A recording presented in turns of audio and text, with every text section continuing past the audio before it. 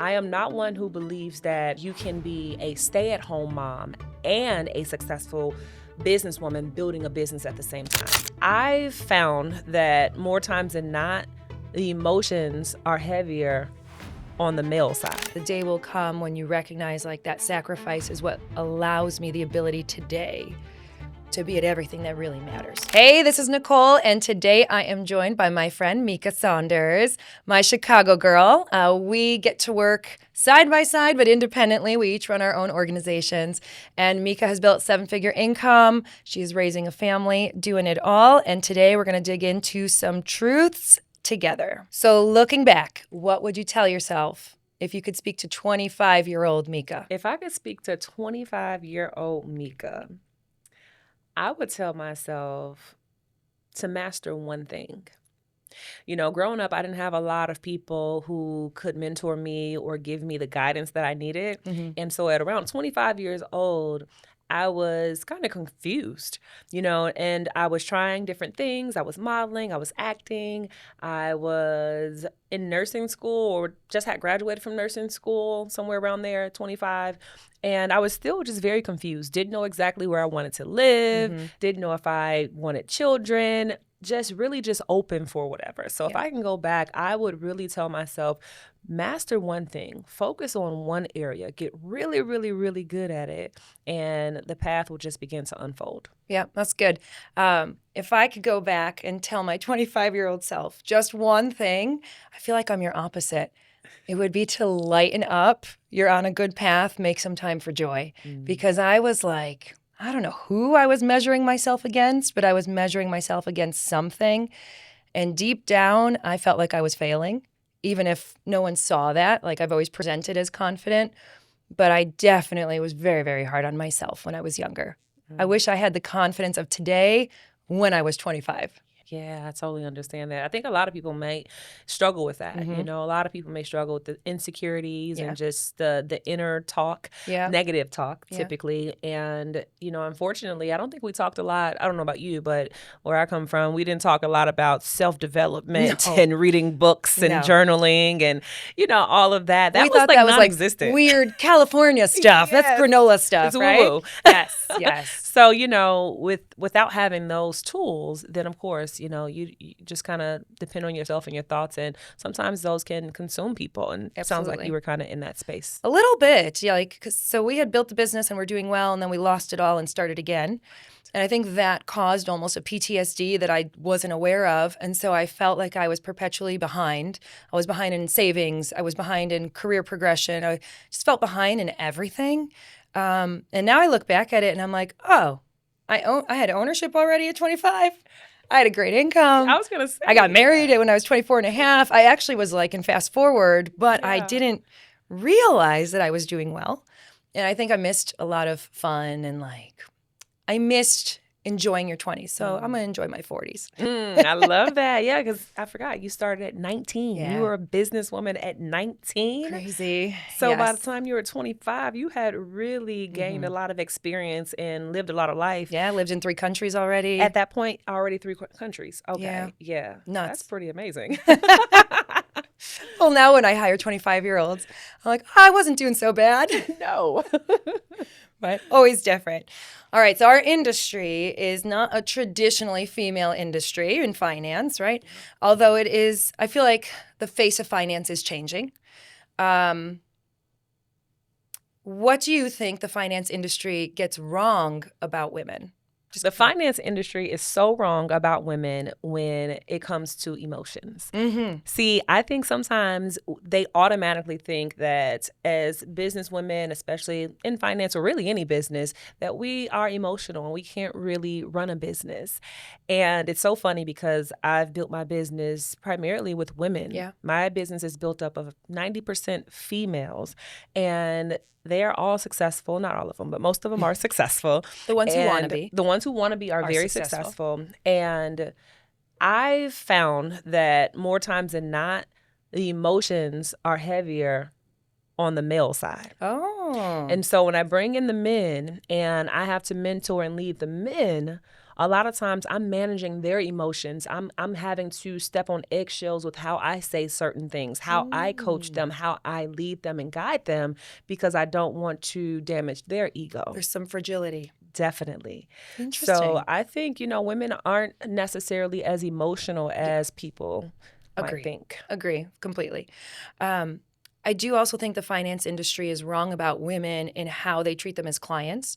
So traditionally, I think that male advisors, they pitch, they maybe talk down a little bit. And I've talked to some other female business owners. They've found this even with like accountants, advisors, etc. They speak down to you, underestimating that you've built a 7-figure business or you've scaled something really significant. And in my experience, what most women want from their advisor, very successful women, is they want someone who listens and understands that money is not about ego and it's not just about an amount. It's about what money does. There's a meaning to their wealth of what it makes possible. And that's where the industry often loses sight of it and just treats them the same. Like it's just a pitch, just show the returns, and this is, how things are done. I think that women need a conversation and they need to be heard at a much higher rate. That makes a lot of sense because, I do a lot of Tony Robbins, and he's taught us a lot about how men are very different than women in relationships even. We want to be heard. We want to have a conversation. Like, the guy may come home after leaving an event and he won't say anything. He may just say, oh, it was great. Yeah. But when we come home, we want to talk about everything. Yeah. Like, you should have saw Miriam, what she had on. And then, Sarah, she broke up with Tom. Like, we want to give all the details. We want to have a conversation. And so I think that's a great point that you just made. Even when it comes to our finances, we want to be understood. We want to have a conversation. It's not just black and white for us. Absolutely. Yeah. So in dealing with these more successful women, I really like to do discovery call first, ask lots of questions, take lots of notes, and figure out who they are, what are we moving towards, and then create a strategy for them. And a lot of male counterparts would be like, no, you got to pitch on the first meeting. I would never do that because I always think, what would I want? How would I want to be treated? How would I want to receive this? And I would want someone who listens to me and then puts some time and effort into coming up to something that is customized to me, right? And so I think that's the way the industry is shifting, and so much wealth is transferring to the hands of women. Much of the great wealth transfer is going to go to the widows first and then the children. Plus, you have women rising in medicine, corporate, everything, to power positions. And so this is a really large market that needs to be treated right. Yeah, I love that. So you have 2 girls. How old are they now? So Jayla is 4 and Jordan is 11. Oh, mine are 11, 9, and 5. Yeah. You got to have one more. Oh, no. The third's a game changer, I'll tell you. But I think you were pregnant when you started the business? I was 6 months pregnant when I came into financial services. Crazy. Yeah. So let's talk for any women right now with little kids, babies especially, or even toddler age and up, feeling like it is just too much to do it all. Let's talk about it. How did you make it work? Maybe some low moments. I think you had a low moment. I know I had 1 or 2, thinking like, how am I going to juggle this all? Yeah. It's funny because there's so many different perspectives when it comes to being a mom and being in business. Because you have the moms who have a spouse, then you have the single moms, then you have, the parents who both have to work and they're busy. It's just so many different dynamics. And so when I first came into the business, I was 6 months pregnant. I was working as a registered nurse, and my spouse was in medical school. And so he was working from 7 a.m. until 7 p.m., and I was working from 7 p.m. until 7 a.m. Jeez. And one thing, it's so important to make sure that you have a vision. And one thing I wanted to make sure that we were able to be were present parents, And so understanding that if we're working 24 hours around the clock, there's no way that we're going to be present parents. And so I had to make a decision based on that vision. And I decided that I wanted to get out of the career as a registered nurse. So I had to really take my business serious. And within 4 months, I was able to do just that. So by the time I was having my child, I no longer had to go to work as a registered nurse. That's awesome. And so my career here in finance really started on maternity leave. And so I had a newborn baby at home. My spouse is at work all the time. And I sat there and I had to figure it out. I am not one who believes that you can be a stay-at-home mom and a successful businesswoman building a business at the same time. I don't think it's possible to be able to be a stay-at-home mom. Now, can you be a present mom? Yes. That's a good distinction. There's a difference. Yeah. And sometimes in our industry, people think that, oh, I have the freedom now because I'm a business owner. Well, when you first start your business, you're actually self-employed. There's no freedom to There's self-employed. No freedom at all. And so because I understood that I was not going to have the freedom yet, it put me in a position to say, how do I make sure that I'm able to still build my business and be a present mom? Well, I had to ask my mom to go ahead and leave her job. And I said, Mom, I will make enough money so that I can still make sure you're making your salary, but at the same time, I'm making enough to take care of home. That allows me to make sure my child is taken care of. I can go build my business without having too much mom guilt. Right. But at the same time, I can be present for the things that are very important. Yep. And so I made that decision. So first it started with that vision.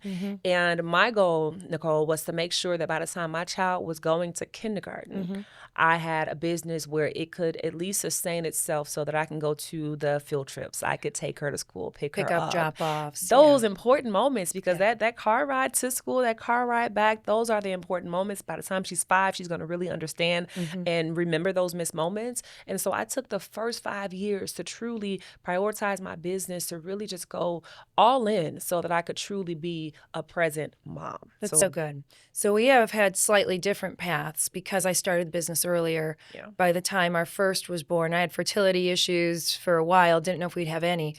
When he came, I was like, I'm just going to be with him. Yes. Like, that was it. I don't think I even stepped in the office for a couple months. He was never without me or Leo the first 6 months of his life. We were so present, like the world revolved around him, right?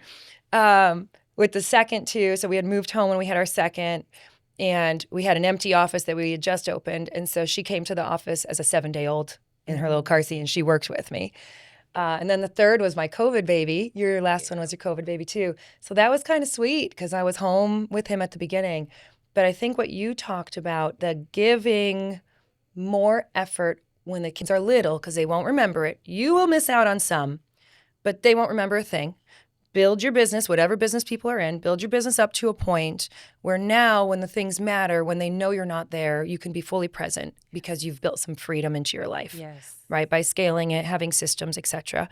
But I will say that I can't imagine having to answer to anyone. I know there are a couple good jobs out there where people have autonomy, but like when your kid needs you, when a friend needs you, when your parents need you, which happens to all of us, I cannot imagine having to ask permission for any of that. So for the people struggling with the weight of sacrificing the present for the future, which is really what entrepreneurs have to do, I want them to hear loudly that it is worth it, because the day will come when you recognize like that sacrifice is what allows me the ability today to be at everything that really matters. Yes, I 100% agree, because it's first of all, it is so worth it to make that sacrifice.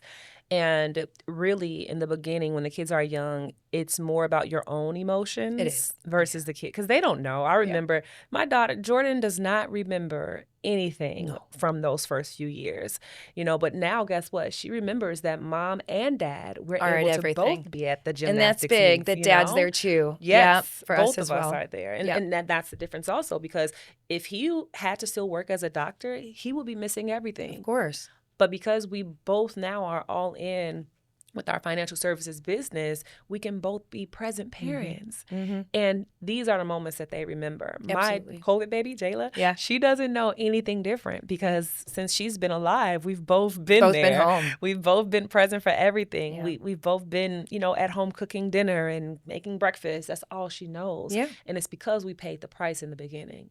It's because we gave it all. We went all in. And we didn't allow our emotions to slow us down. We didn't allow that, I call it mom guilt, because every time I left, sometimes I was on the brink of tears, leaving, because I knew I was going out. I was going to be gone all day because I had to go and build that business. But it also made me make sure that every single appointment counted. Mm-hmm. Every single office day counted. I had to make sure that I made every single thing count because I didn't want to go back home and say I wasted a day. Right. I lost a day at home and I did Yeah. nothing in my business. Yeah. I live my life since becoming a mom by everything I put time into has to have a positive return. So it's either bringing joy, which there's always time for that. It's growing our business. It's growing our future. If it's not doing those, I'd rather be with my kids. Yes. And so it's an easy measurement, right, for everything that we do. It's a good way to live. So we've been in business for a very long time, and we've spoken in front of so many groups of people. I have to know, what's the advice that you give that no one follows? Oh, good one. The advice I give most often that people don't follow is to focus on emotional consistency. So I have watched, and we have 35 regional vice presidents on our team. So I have watched, and we have maybe 6 that we've lost over the years as well.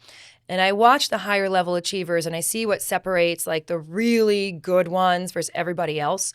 And almost everybody, they're like a yo-yo. So when they're good, their business is good. And then their mood dictates their business results and their work ethic.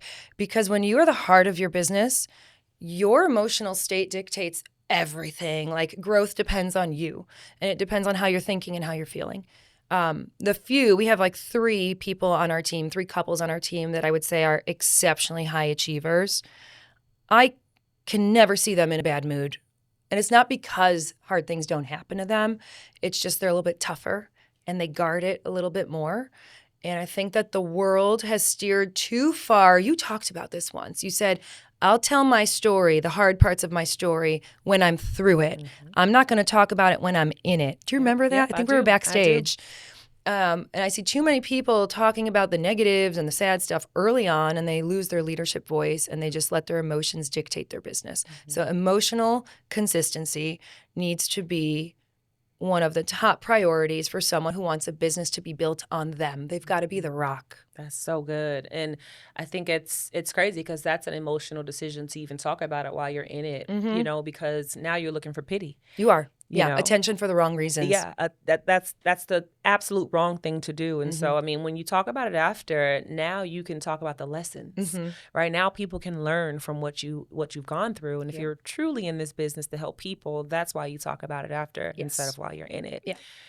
So on that same note, we give so much great advice to people all the time. And it's so much that people do not go ahead and follow. And a lot of times I'll say this first. I think that's just because they're not clear on either why they're here or what they want from being here. You got to be very clear on that. And if you don't know why you're here, then we can give you a bunch of advice. We can teach you all of the skills, but you're not going to do any of it because it's not rooted in anything. The what doesn't matter without the why. Exactly. So I can give you all of the sauce. Like you can go and do this, you can do this, you can become a 7-figure earner, you can build a huge team, but you're not going to do it unless you truly know why. And so one of the areas that I talk a lot about to my team is time management. Yeah, absolutely. Because everybody's busy. Everybody's busy right now. And I have an agent who used to always say, we all have the same 24 hours in a day, just like Beyonce. And Beyonce gets a lot done. She sure does. Looking good while doing it. Exactly. And so if she can get so much done, I'm sure we're not as busy as Beyonce. And so the key is making sure that you manage your time the right way.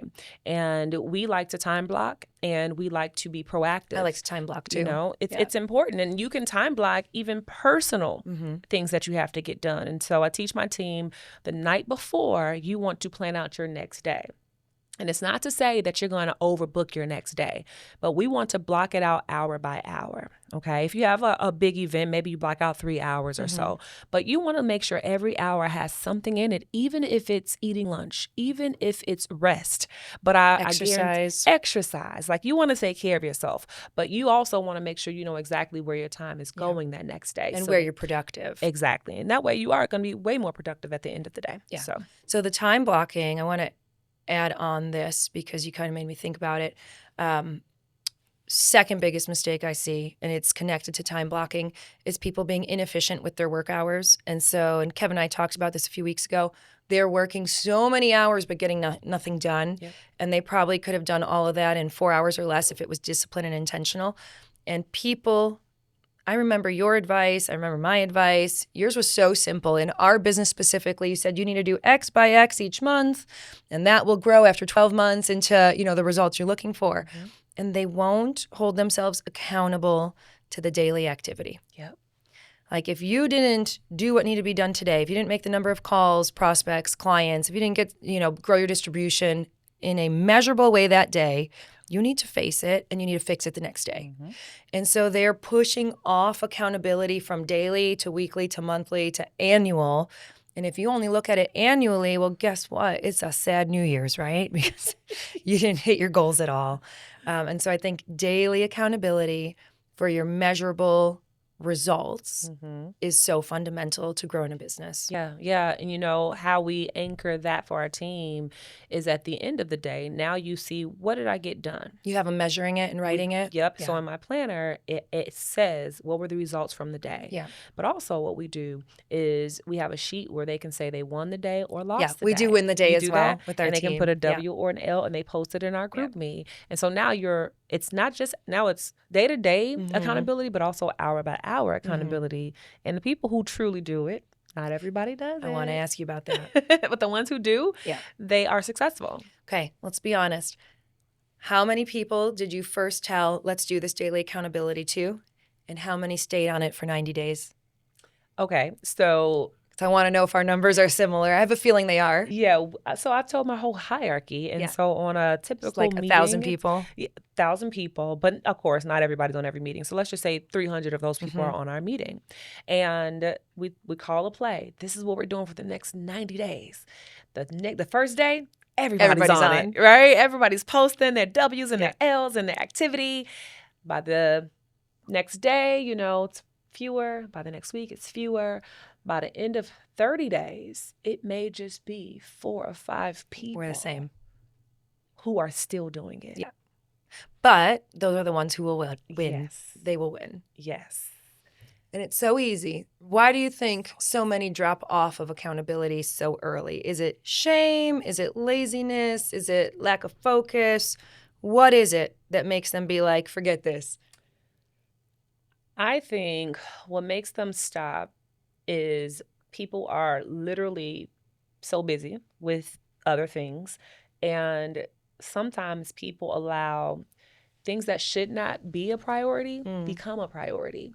And a lot of people just do not prioritize their success and their business True. as they should. And so now, if you are prioritizing all of these other things that you could be doing throughout the day, those things take over. And then before you know it, you look up, it's the end of the day and you didn't get anything done. And now a lot of times you don't want to post in like our group me to say you got an L, Yeah. you lost today. And so now it is embarrassment and shame, and you don't. And then now So once you you do just that once, withdraw. it just continues Yeah. on. Absolutely. And then losing becomes just normal.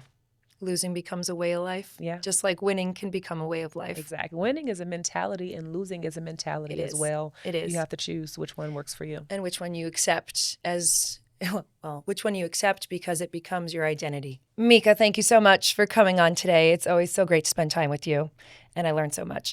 And thank you to all those for watching. If you have more questions, comments, topics you want to see, comment below. Thanks, guys.